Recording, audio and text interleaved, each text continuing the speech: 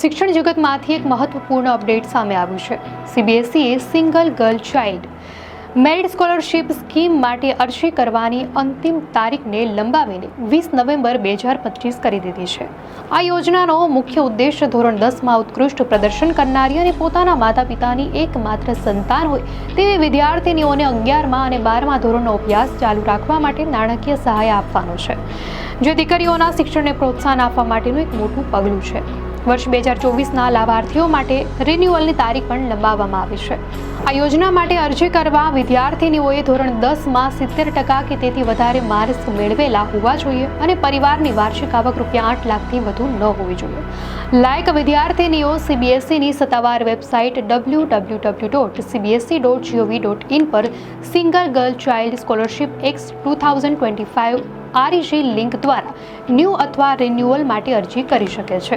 જોકે અરજી કરતી વખતે તમામ જરૂરી દસ્તાવેજો અપલોડ કરવા અને શાળા દ્વારા તેનું વેરિફિકેશન કરાવવું ફરજિયાત છે, અન્યથા અરજી રદ થઈ શકે છે। તમામ લાયક વિદ્યાર્થીનીઓ માટે અંતિમ તારીખ છે 20 નવેમ્બર 2025। દર્શક મિત્રો, વધુ અપડેટ્સ માટે ધ લોકસત્તા ચેનલને સબસ્ક્રાઇબ કરો।